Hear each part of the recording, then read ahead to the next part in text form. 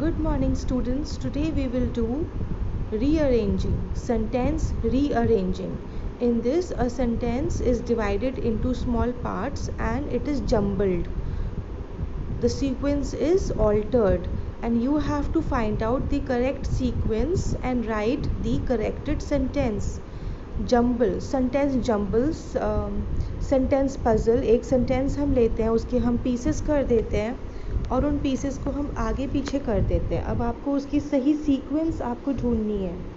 So here I have taken very simple sentences, short sentences to help you start.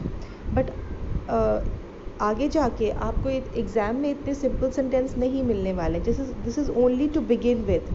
Okay, so let's do the very first sentence. So I will take a pencil and I will number the parts. 1, 2, 3, 4. And now I will read and see that is the sequence correct. Is it very hot? Yes, the sequence is correct. Similarly, I will try with the second question. Dress I knew have a. So 1, I have a new dress and I will try to read it. I have a new dress. Yes, this makes sense.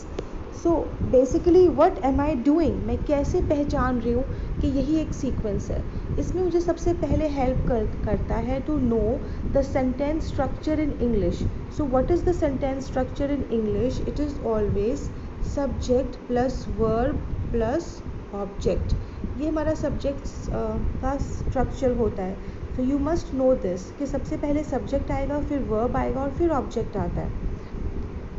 The second thing that helps in sentence reordering is to know the different types of sentences.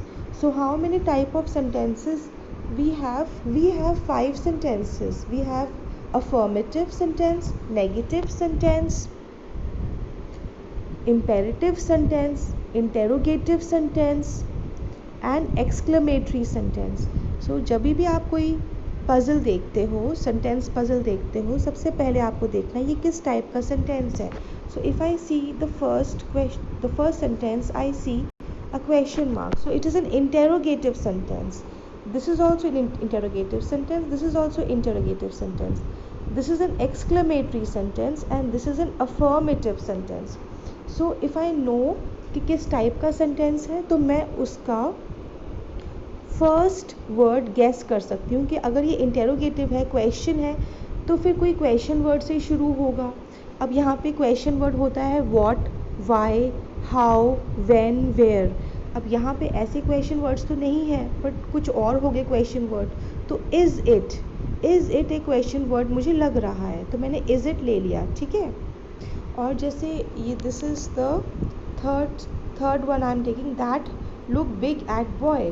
सो यहाँ पे भी ये exclamatory है, look eight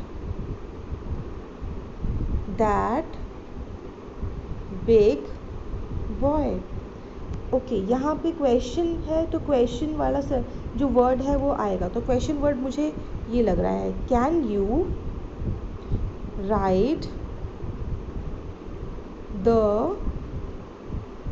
blue bike. So object सबसे last में कर दिया मैंने. सो ऐसे अगर आपके पास एक ऊन का रोल है जो उलझा हुआ है, ठीक है, ऊन है आपके पास, ऊन का गोला है उलझा हुआ है, तो आपको क्या करना है, उसमें आपको उसके एंड ढूंढने हैं, सिरा ढूंढना है आपको. ठीक है.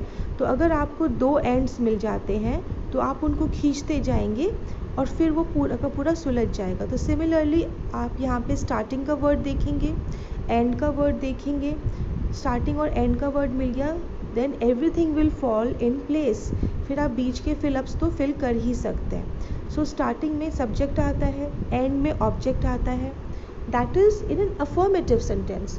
लेकिन अगर वो एक्सक्लेमेटरी सेंटेंस है, अगर वो इंटेरोगेटिव सेंटेंस है तो थोड़ा सा चेंज हो जाता है. फिर इंटेरोगेटिव में क्वेश्चन वर्ड से शुरू होगा. So in this way we can solve sentence puzzle. इसको हम कहते हैं सेंटेंस रीऑर्डरिंग. ये जो ऑर्डर दिया हुआ है ये गलत है और आपको इसको रीऑर्डर करना है. So you must have a pencil, you must write down the sentence in your paper and उसको आप नंबर करिए and then write the correct answer. So these were very simple sentences. Now the sentences are getting bigger. अब sentence कितना भी बड़ा हो जाए आपको घबराने की ज़रूरत नहीं है. यू जस्ट नीड टू सी कि स्टार्टिंग का कौन सा वर्ड आएगा, एंड का कैसा वर्ड आएगा. And how do you guess that? By knowing the type of sentence. So this is an interrogative sentence. So is there a question word? No. तो question word फिर और कैसा हो सकता है? हैज़ हो सकता है. ठीक है, बिकॉज ये क्वेश्चन इंटेरोगेटिव सेंटेंस है. तो हैज़ योर ब्रदर, ये सब्जेक्ट है brother, got a job. Job is an object. ठीक है, क्या तुम्हारे भाई को नौकरी मिली है? ठीक है. So like this we can solve the puzzle. Now the second one is bigger sentence. Now this is an affirmative sentence. Okay, is there a negative word here? No, there is no negative word. Negative word होता है not. ठीक है, don't. This is the negative word. So यहाँ पे negative word नहीं है, तो ये positive affirmative sentence है. Building are this, their beautiful town, some in. So building is object. Okay. So there से शुरू होगा. There are beautiful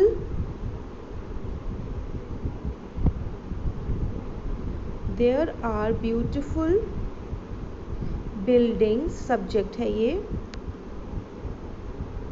अच्छा, दिस भी हमको यूज़ करना है ना. There are beautiful building in this town. Okay, अब यहाँ पे सम रह गया. सो आप क्या करेंगे, हमेशा आप जितने भी पार्ट्स हैं उन्हें काउंट कर लीजिए. ओके, तो just count how many parts are there. 1 2 3 4 5 6 7 8. यहाँ पे 8 पार्ट्स हैं. Now when you will write your corrected sentence, just count how many parts are there in your corrected sentence. उसमें भी 8 parts होने चाहिए, और अगर उसमें 8 parts नहीं है तो आपने कोई part miss कर दिया. So we missed this. So अब हम इसको fit करते हैं. Where can we fit some? So I will say there are some beautiful building in this town. Now there are some beautiful building in this town. Okay, so this is my corrected sentence. इसको मैं 2-3 बार पढ़ लूँगी. मैं कोई और combinations करके देखूँगी. अगर कोई और कॉम्बिनेशन मुझे लग रही है तो उसको मैं पढ़ के देखूँगी. So I will repeat the sentence in my mind and then I will think, okay, this is the better option. So like this I can guess. So children, आपको किन किन बातों का ध्यान रखना है? The sentence structure, subject, verb, object. The type of sentence, recognize which type of sentence it is. Is it an interrogative sentence? Is it an imperative sentence, exclamatory sentence or affirmative sentence? So find out the what type of sentence is it. पहला word क्या आएगा? ठीक है, and वाला word क्या आएगा, and then you can fill in the blanks. Okay, you have to have a pencil. You need to write the whole jumbled up puzzle and then you need to number it. It is always safe to number it with a pencil so that अगर आपको change करनी हो sequence तो आप change कर सको. Lastly 4th point, आपको हमेशा पार्ट्स को काउंट करना है. ठीक है, there are 8 parts in this second example. As we have seen, the second example have 8 parts. जब आप उसको करेक्ट करके लिखेंगे तो आपके करेक्टेड सेंटेंस में भी 8 पार्ट्स होने चाहिए. कोई भी वर्ड आपको छोड़ना नहीं है. एंड 5th इज कि आपने जो भी करेक्टेड आपको लग रहा है कि ये सोल्यूशन है उसे आप 2-3 बार पढ़िए. If it sounds correct to you then write down that corrected sentence as your answer. Okay, so this is how you do sentence reordering. It is quite fun. It is like a puzzle.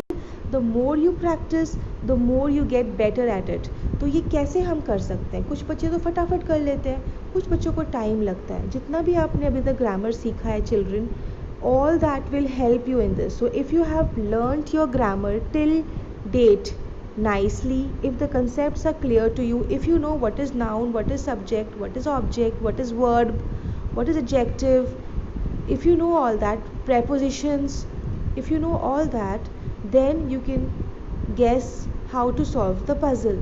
So now what to do? You have to practice more. Okay, so I have given you here, I have given you so many sentences, and I have also given you answers. See, I have given you answers. So first of all, you try to solve the puzzles yourself, and then you can check your answers yourself. Okay, so similarly there are some things here.